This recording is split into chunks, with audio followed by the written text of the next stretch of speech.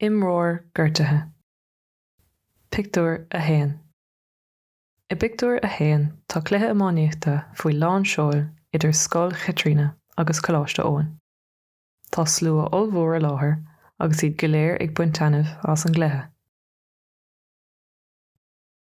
Ag an buinte seo tá an lámh an uachtar ag scoil Chaitriona agus tá siad 2 chúlín chun tosaigh ar an bhfoireann eile. Tá gansaithe, brístí geara agus clogad ágaitheamh ag na himreoirí. Pictiúr a 2. Ansin feicimid Seán agus é sínta amach ar lasc aghruime. Is léir go bhfuil sé gortaithe go donna. Tá chosúlacht ar an scéal go bhfuil a chos briste. Ritheann Bert Mhaoir amach ar an barc ón daobhlíne le síntáin. Ritheann na bhainisteoir chuige chomá agus chuireann an réiteoir stop leis an imirt. Pictiúr a 3. Tagann na seirbhísí éigeandála agus tugtar Seán chuig an roinn timpiste agus éigeandála gan bhuail. Gan dabht tá sé an umar na haimléise.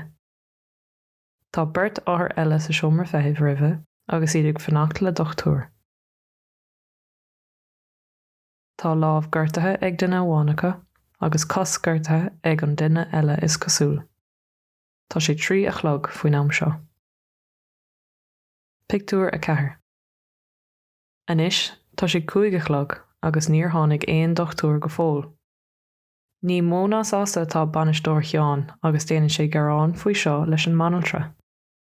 Tá dromhhuail ar Cheán bocht fós. Pictiúr a 5.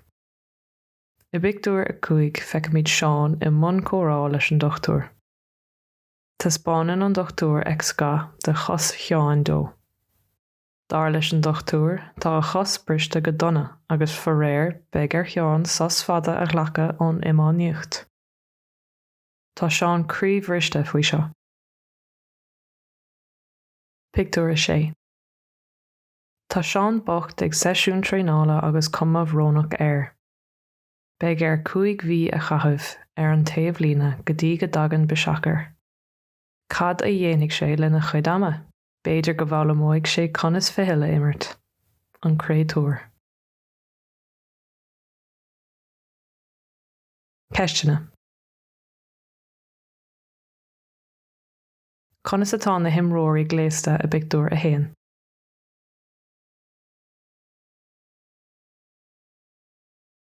Cén chuma atá ar Cheán i Pictiúr a 3.